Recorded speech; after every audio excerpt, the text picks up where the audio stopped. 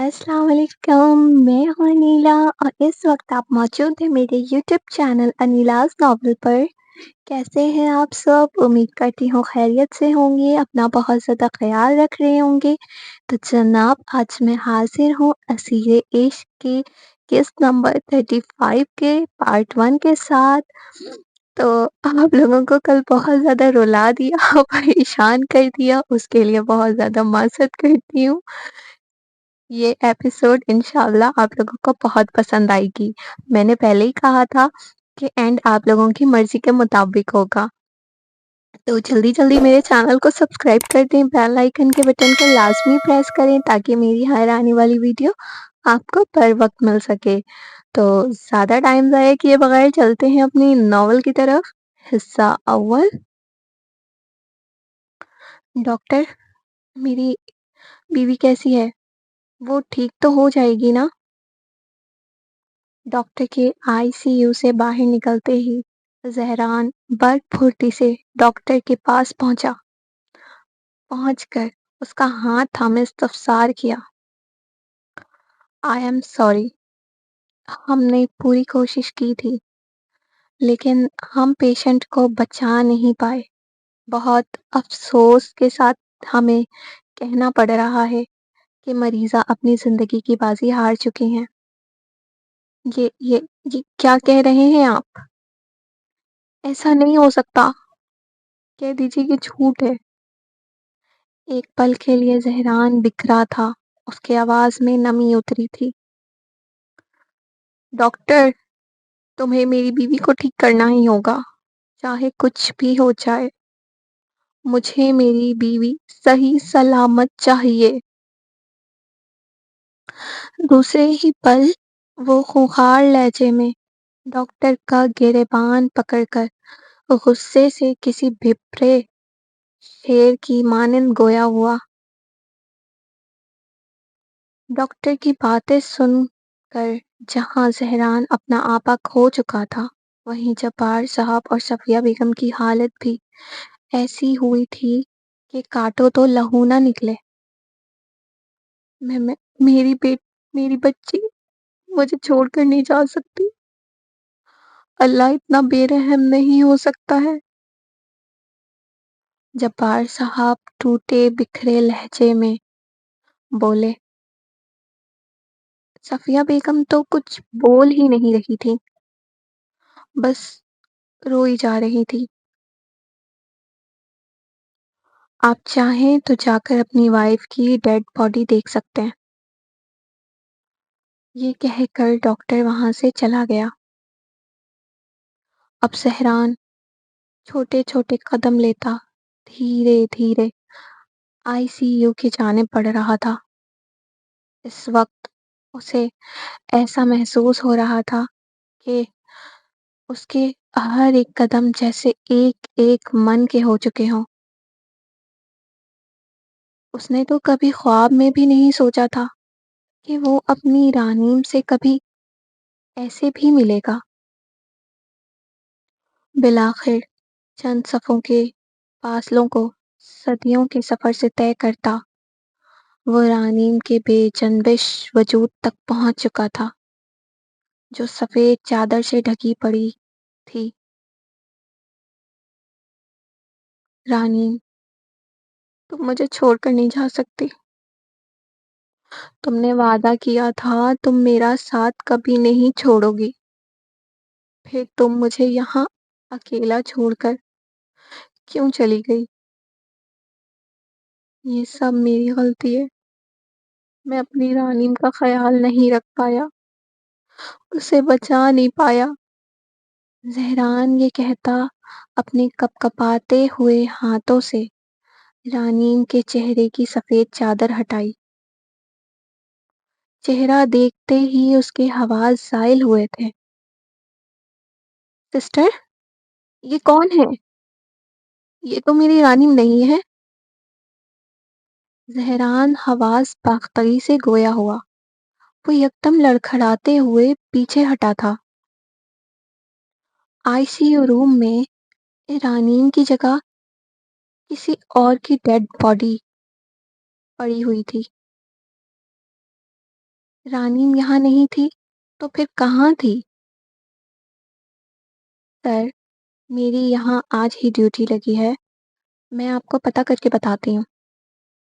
آپ کی مسز کا نام کیا ہے؟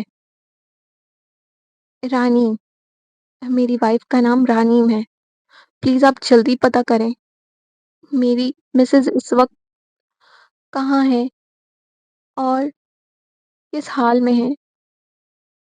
لگ بھگ 10 منٹ کے بعد سسٹر واپس آئی، اس نے بتایا کہ رانیم کی طبیعت ٹھیک ہو چکی تھی، اسے ICU میں رکھنے کی ضرورت نہیں تھی، اس لیے انہیں پرائیویٹ روم میں شفٹ کر دیا گیا ہے۔ پیپر کی ساری کارروائی آپ کے چھوٹے بھائی نے دیکھ لی تھی۔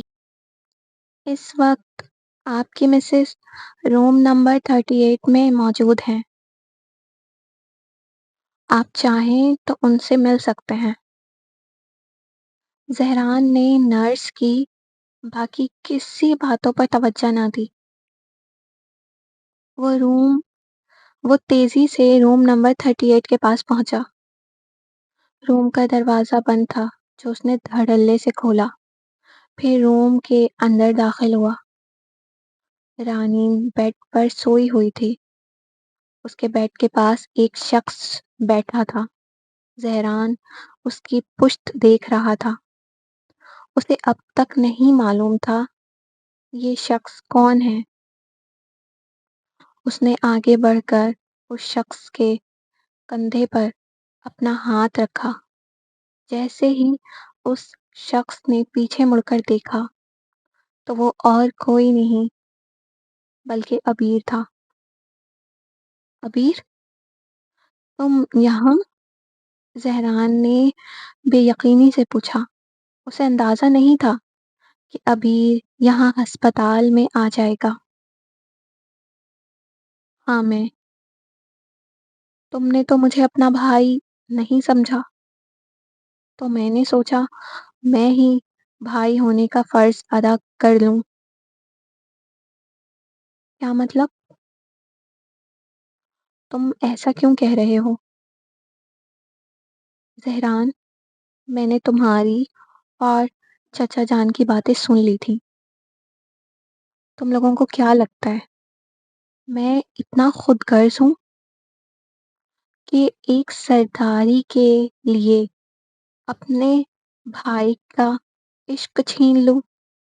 میرے بھائی اب جا کر تو مجھے کہیں سچے رشتے ملے ہیں، میں انہیں کھونا نہیں چاہتا۔ ابھی میرے بھائی، یہ کہہ کر زہران نے اسے گلے لگایا تھا۔